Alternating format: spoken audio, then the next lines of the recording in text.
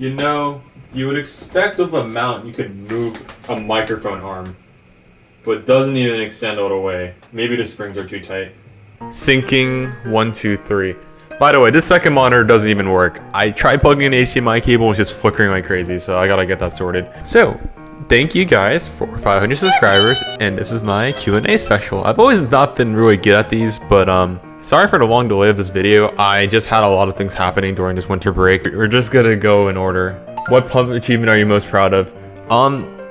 Most proud of, if I think of a single one, it's definitely Advanced 1 because of, for me, the XX hurdle, the mind block, and just like overall, I guess like kind of just skill like gap I just kind of felt like at the time where I just wasn't really able to just overcome the 20 wall.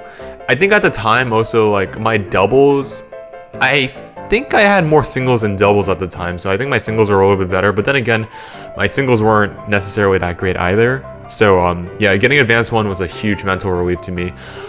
It was back then, it was a meetup down in round 1 Hicksville, and I could tell really by the end of the session like I was really improving. Like I don't know what happened to me that session in retrospect, but I played pretty well. I think I was decently fueled. I think fuel is a very underrated aspect for me when it comes to my sessions, where if you eat too much you can feel kind of grossed out, but I think then it was perfect because I was like kind of light but also hungry, but I also had fuel. So yeah, Advanced 1 was definitely my proudest achievement still. Favorite song, charts, and skill sets. Songs, there's just too many to ask.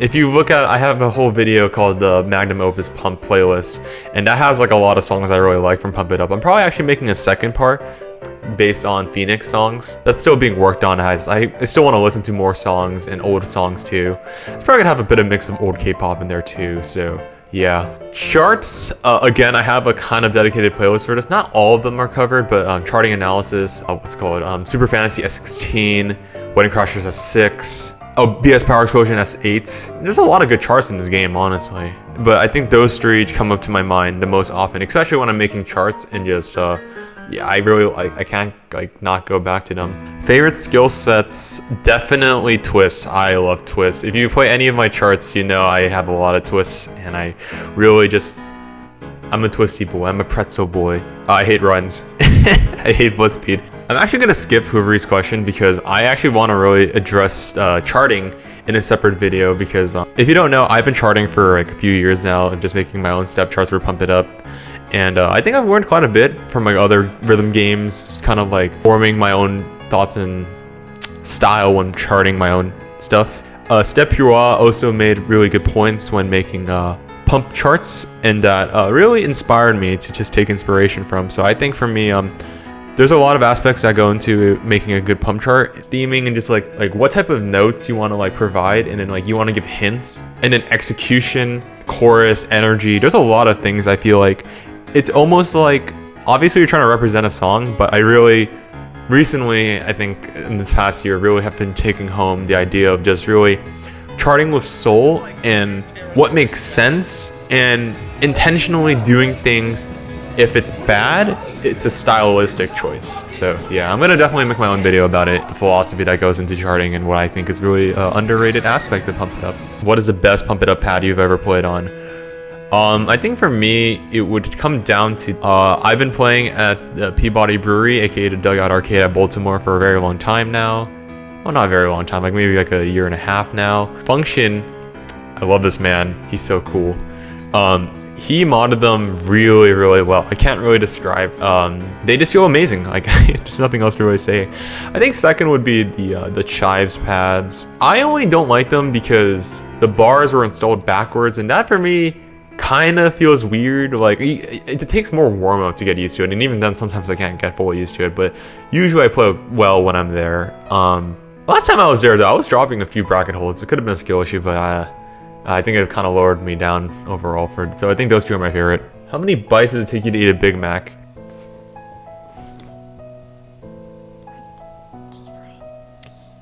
Okay, it depends on how hungry I am, but Big Macs are pretty good. I could probably do like 7, 8 if I'm, yeah, I think 7, 8 is fine, yeah. Next time I'll record myself eating a Big Mac. Other home pads aside from LTech and Java. So yeah, I actually have been. My friend Derm recently purchased the Born to Elite pads, which I'll be making my own video about that in the future in the next upcoming months.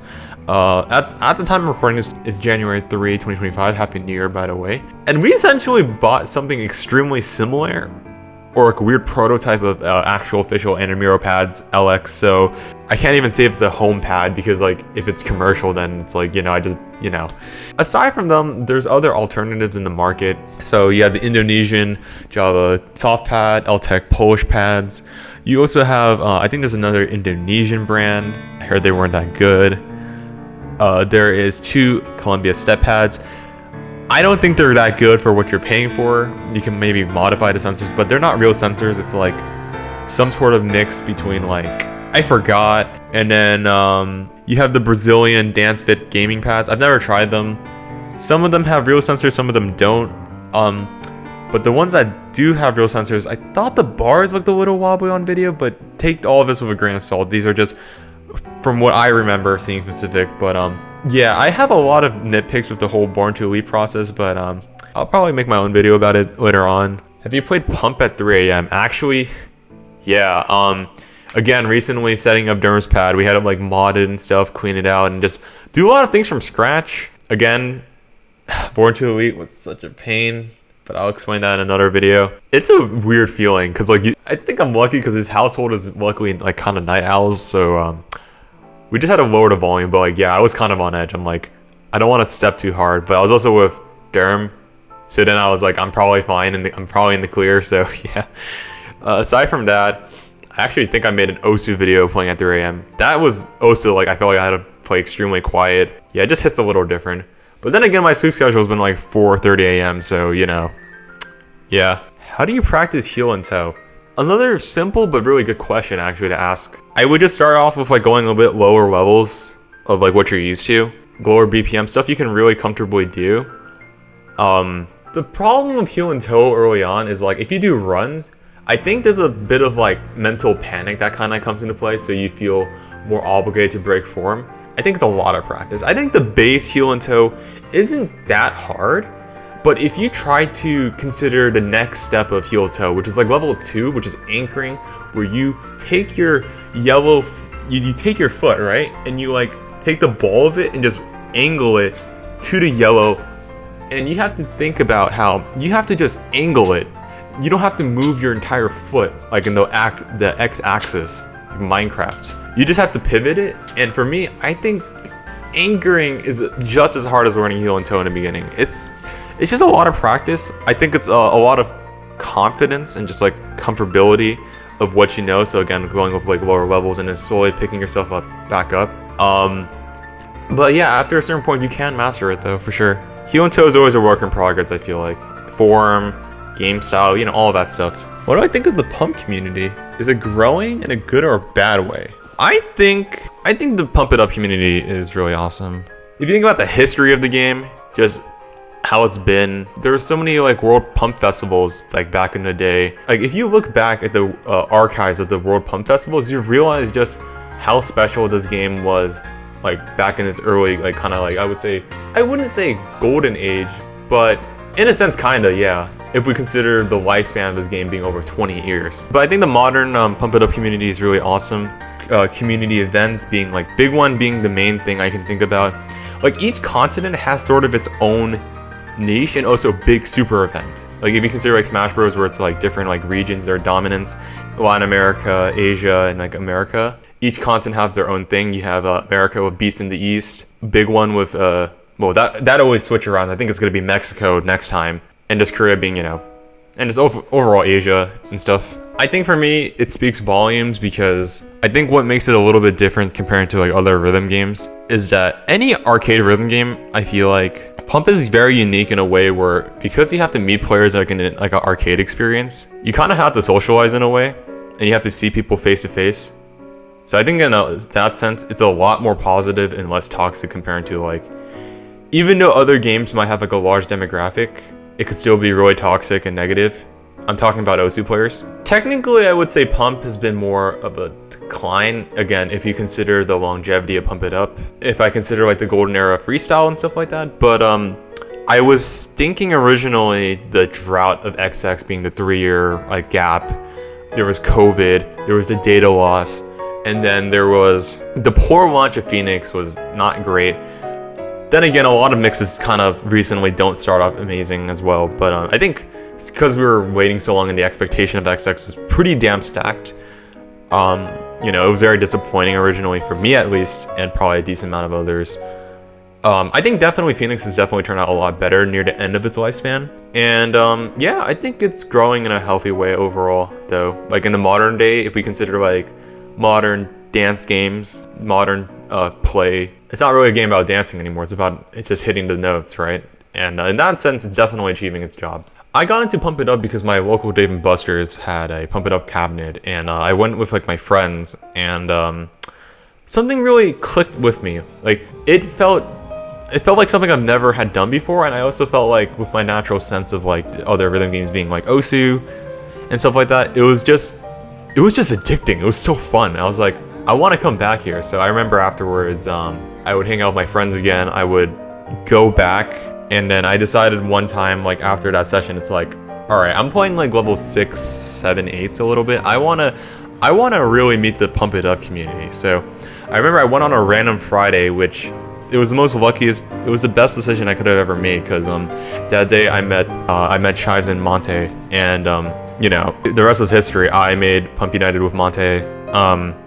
Slowly just growing the New Jersey community by having a piece of paper flyer. And there was Raymond, and then just it grew from there where we then made a Willowbrook community, then kind of made the overarching idea like, hey, why not we just connect the bridge for like the international community? Because at the time, Pump It Up didn't have a Discord server. Nowadays it does. I don't know what goes in there. Apparently it's a little crazy. There's so many people, and it's just like, I don't know. I'd like to think of Pump United as like kind of like the OG international scene.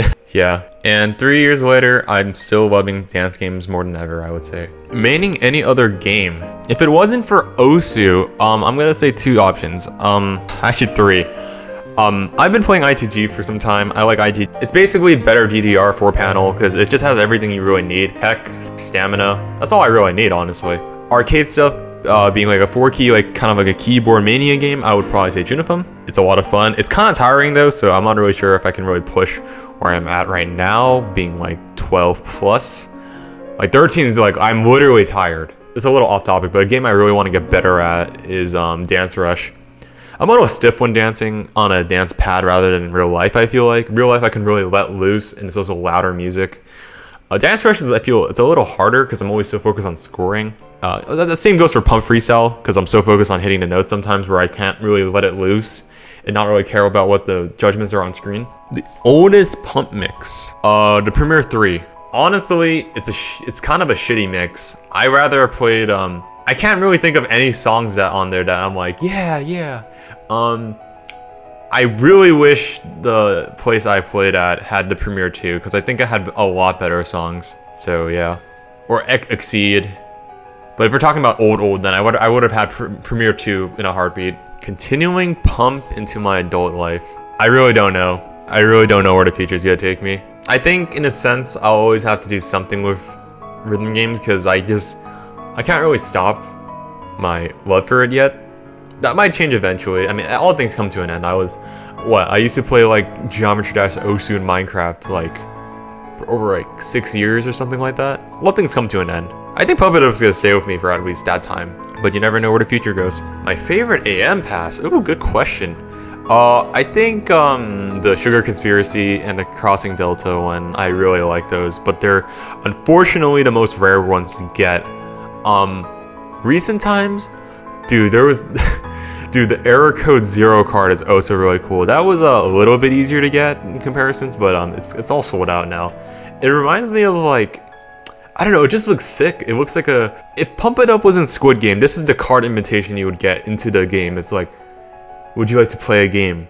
Here's the AM pass to the... My best memory from Pump It Up. I would honestly say reminiscing about the Willowbrook community and just kind of starting it up, just overall just growing to see and just getting to know everyone was overall the best memories that I've had with Pump It Up. In retrospect, yeah. But I also think something that I always really enjoy is just socializing with other people, especially with new players and just trying to help them get better. Yeah, that's really, it's like, like I get to like help people get from like S4 to like S6 a little bit. It's like, I'm happy I can help people out, you know? How did you get so handsome? I don't know, man. God, why am I wearing this Discord hat? That looks terrible. I think I'm also considering going to the Beast on the Coast 8 if my schedule allows for it. I think that would be more good memories to look at. I think it wasn't my best memories, but I will say those were very cool memories too. Beast on the Coast 8. Anyways, that's enough yapping. Thank you guys again for your support, and